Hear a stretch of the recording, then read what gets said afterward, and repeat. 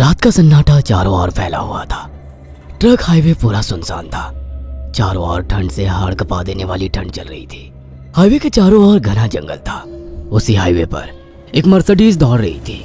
उसमें 3 लोग सवार थे, राहुल, निधि और उनकी 10 साल की बेटी तानिया। राहुल अपने दोस्त सैफ के घर ईद की पार्टी में शामिल होने के लिए गया था और पार्टी करके घर लौट रहा था। निधि ने मुस्कुराकर ड्राइव करते हुए राहुल से कहा, कुछ भी कहो राहुल, आज तो ईद की पार्टी में मजा आ गया। हाँ, मेरा दोस्त बहुत ही बिंदास और हंसी मजाक करने वाला व्यक्ति है। मैंने देखा उसके घर पर शहर की एक से एक बड़ी हस्ती थी, मगर फिर भी वो उन सबको इग्नोर करके हमें इम्पोर्टेंस दे रहा था। हाँ, देगा क्यों नहीं, आखिर मेरा दोस्त जो है। सच में राहुल, अमेरिका से इंडिया लौटकर बहुत अच्छा फील हो रहा है। वैसे तुम्हारा दोस्त सचिन अभी तक नहीं आया अमेरिका से? निधि की बात सुनकर राहुल चौंक कर बोला, ओह शिट यार, उसका फोन आया था कि वो इंडिया आ रहा है। उसने बोला था कि मुझे एयरपोर्ट पर पिक कर ले। निधि बहुत नाराज होगा वो। कोई बात नहीं, उससे बोल देना कि तुम्हें बिल्कुल याद नहीं रहा। और फिर तुम्हें सैफ की इनवाइट की हुई ईद पार्टी में भी तो शामिल होना था। निधि ने इतना बोला ही था कि उसकी बेटी तानिया ने अपनी माँ की ओर देखकर कहा, मुझे भूख लगी है माँ, और प्यास भी। तानिया की बात पर निधि ने बुरा सा मुंह बनाकर उसकी ओर देखकर कहा, पार्टी में तो इतना खाया था तुमने, फिर भी भूख लगी है। निधि की बात पर तानिया ने मासूम सा चेहरा बनाकर कहा, कोई बात नहीं मम्मी, मुझे पानी ही पिला दीजिए। कितनी बार बोला है मुझे मम्मी मत बोला करो। पानी अभी नहीं है, आगे जाकर कोई शॉप पड़ेगी तो बोतल खरीद के दे दूंगी।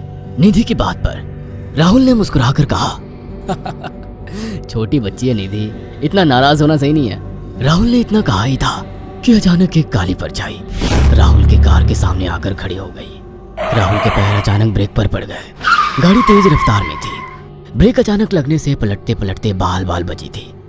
राहुल के चेहरे पर भयानक ठंडी में भी पसीने की बूंद टपकने लगी। वो दोनों कार से बाहर निकल आए। निधि ने डरते हुए कहा, आखिर कौन था ये? ऐसा लगा जैसे कि कोई भयानक काली परछाई मेरे कार के सामने आकर खड़ी हो गई हो। वो दोनों काली रात के सन्नाटे में इधर उधर देखने लगे। तभी निधि को एक घने पेड़ के पास तो चमकीली हुई आंखें दिखाई दी। उसकी आंखें बिल्कुल भेड़ियों की तरह लग रही थी। निधि ने चीखते हुए राहुल से कहा, राहुल देखो कौन है वो, जल्दी से गाड़ी में बैठो, मुझे बहुत डर लग रहा है। राहुल ने उस तरफ देखा तो उसके रोंगटे खड़े हो गए। वो दोनों गाड़ी के अंदर बैठने ही वाले थे कि अचानक एक अजीब सा चेहरा वाला भयानक सा आदमी बिजली की रफ्तार से उनके सामने आकर खड़ा हो गया। राहुल ने देखा कि उसका चेहरा बिल्कुल सड़ा हुआ था और उसकी आंखें भेड़िए की तरह चमक रही थी। उसके लंबे लंबे बाल उसके कंधे तक आ रहे थे और उसके दांत भेड़िए की तरह बाहर की ओर निकल रहे थे। हाथों की जगह नुकीले पंजे थे। राहुल को देखकर अजीब से अंदाज में हंसने लगा, मगर जैसे ही राहुल की नजर उसके कपड़ों पर गई, राहुल की आंखें फटी की फटी रह गई। वो हकलाते हुए बोला, भाईजान, भाईजान, मुझे माफ कर दो, मुझे छोड़ दो। राहुल ने इतना कहा ही था कि अचानक उस अजीब से देखने वाले भयानक आदमी ने अपने पंजों से राहुल की गर्दन कसकर पकड़ ली और एक ही सेकंड में उखाड़ कर जमीन पर फेंक दी। राहुल के धड़ से लाल रंग का खून का फुहारा फूट पड़ा। इस भयानक मंजर को देखकर निधि के गले से एक जोरदार चीख निकल गई। निधि इससे पहले भागती कि अचानक उस भयानक दिखने वाले आदमी ने निधि को पकड़ लिया और अपने नुकीले पंजे उसके पेट में गड़ा दिए और उसकी अतड़ियां बाहर निकाल दी। निधि की एक दिल दहला देने वाली चीख सन्नाटे को चीर गई। अचानक हवा का एक बवंडर उठा और वो भयानक सा दिखने वाला व्यक्ति देखते ही देखते बवंडर के साथ गायब हो गया। तानिया ने डरते डरते निधि के मोबाइल से पुलिस और सैफ को बुला लिया और कुछ ही देर में वहां चारों ओर पुलिस की गाड़ियां थी। पुलिस ने राहुल के दोनों दोस्त सैफ और सचिन को वहीं बुला लिया। इंस्पेक्टर अर्जुन ने दोनों से कहा, मैंने ऐसी हत्याएं अपने करियर में कभी पहले नहीं देखी। ये काम तो ना किसी जानवर का लगता है, ना ही किसी इंसान का। सचिन कपकपाती हुई आवाज में बोला, आप कहना क्या चाहते हैं? कुछ कह नहीं सकता। जिस किसी ने भी इन दोनों को मारा है उससे एक बात तो साबित होती है कि वो इन दोनों से हद से ज्यादा नफरत करता था। अब सारी सच्चाई तो ये बच्ची ही बता सकती है। इतना बोलकर इंस्पेक्टर अर्जुन तानिया के पास चला गया, जो बेहद डरी हुई थी। तानिया ने आंखों देखी सारी घटना इंस्पेक्टर अर्जुन को बता दी। तानिया की बात सुनकर इंस्पेक्टर अर्जुन कंफ्यूज चेहरा लेकर मोबाइल पर किसी से बात करने लगे। सचिन इंस्पेक्टर के पास आ गया और सैफ भी डरता हुआ इंस्पेक्टर अर्जुन के पास आकर बोला, क्या हुआ इंस्पेक्टर? तानिया ने क्या बताया? उसने जो बताया वो काबिल यकीन नहीं है। उसकी बात पर किसी भी तरह से यकीन नहीं किया जा सकता। फिर भी कुछ तो बताया इंस्पेक्टर। हाँ, उस बच्ची के मुताबिक एक भूत ने निधि और राहुल को बड़ी बेदर्दी से मारा है।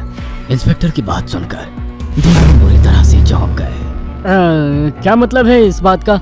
बच्ची बेहद डरी हुई है। हम आगे की तफ्तीश जारी रखेंगे। निधि और राहुल तो चले गए, अब तानिया को मैं रख लूंगा। नहीं, राहुल मेरा अच्छा दोस्त था, तानिया अब मेरे साथ रहेगी। देखिए, बच्ची के माँ बाप अब इस दुनिया में नहीं है और आप दोनों भी शादीशुदा है। मुझे नहीं लगता कि आप दोनों बच्ची की सही से देखभाल कर सकते हैं। मेरी कोई औलाद नहीं है, मैंने अपनी पत्नी को फ़ोन कर दिया है, वो भी IPS ऑफिसर है। ये बच्ची आज से मेरे साथ रहेगी। उसका मासूम चेहरा मेरे दिल में उतर गया है। अब तुम दोनों जा सकते हो। पूछताछ के लिए मैं जब भी तुम्हें बुलाऊं तुम दोनों आ जाना। इंस्पेक्टर ने ये बात बोली ही थी कि अचानक वहाँ पर मौसम बदल गया। चारों ओर काली घटाएं छा गई और एक भयानक बवंडर उठा और देखते ही देखते सब पुलिस वालों के सामने वो भयानक चेहरे वाला आकार सबके सामने खड़ा हो गया। उसको देखकर सबके रोंगटे खड़े हो गए। देखते ही देखते उसने अपने भयानक पंजे सैफ की आंखों में डालकर उसकी आंखें निकाल ली। सैफ ने चीखते हुए वहीं दम तोड़ दिया। उस भयानक आदमी को देखकर सचिन उसके पैरों पर गिर गया। तुम तो भाईजान से कपड़े पहने हो, मैं समझ गया तुम भाईजान हो। मुझे माफ कर दो भाईजान, मुझे यहाँ से जाने दो, मैंने कुछ नहीं किया था। वह भयानक चेहरे वाला गुर्राते हुए बोला, बता इन सबको कि ये सब इतनी भयानक मौत क्यों मरे। सचिन दौड़ता हुआ इंस्पेक्टर अर्जुन के पास गया और बोला, मैं जानता हूँ इसने इन तीनों को क्यों मारा। इसका नाम भाईजान था। जब ये जिंदा था ये किसी का भाई किसी की जान था। बहुत साल पहले ये हम सबका बहुत अच्छा गहरा दोस्त और बिजनेस पार्टनर था। ये सबकी बहुत मदद किया करता था। इसकी प्यारी सी बेटी थी तानिया, जो इस वक्त कार के अंदर बैठी हुई है, ये इसी की बेटी है। भाईजान अपने सारे पैसों से एक बहुत बड़ा हॉस्पिटल खोलना चाहता था जिससे गरीबों का मुफ्त इलाज किया जा सके, मगर हम तीनों इसके लिए तैयार नहीं थे। हमारी नीयत उसकी दौलत पर खराब थी और एक दिन हम सब धोखे से ईद के दिन भाईजान को यहाँ ले आए और इसे मारकर फेंक दिया। तो फिर तुम सबने इसकी बेटी को क्यों जिंदा छोड़ दिया? हमें बाद में पता लगा कि भाईजान ने सारी जायदाद अपनी बेटी के नाम कर दी है, इसीलिए हमने भाईजान की पत्नी को भी मार दिया। और तानिया का तुम 18 साल की उम्र पूरी करने का इंतजार कर रहे थे ताकि सारी जायदाद अपने नाम करा सको और बाद में उसे भी ठिकाने लगा सको। इसी के लिए तुम दोनों इस मासूम बच्ची को अपने साथ रखने की जिद कर रहे थे। जी, आपने बिल्कुल सही कहा। हम तानिया को भी इसी जगह लाकर मार देते। सचिन की बात सुनकर इंस्पेक्टर अर्जुन की आंखों में खून उतर आया। इंस्पेक्टर अर्जुन के कुछ कहने से पहले ही भाईजान बिजली की रफ्तार से इंस्पेक्टर अर्जुन की आंखों के सामने से सचिन को पकड़कर ले गया और उसके शरीर के टुकड़े टुकड़े कर दिए और हवा में उठे एक तेज बवंडर के साथ गायब हो गया। सारी घटना इंस्पेक्टर अर्जुन की आंखों के सामने हुई थी। तानिया को इंस्पेक्टर अर्जुन और उसकी पत्नी ने अपनी बेटी की तरह पाला।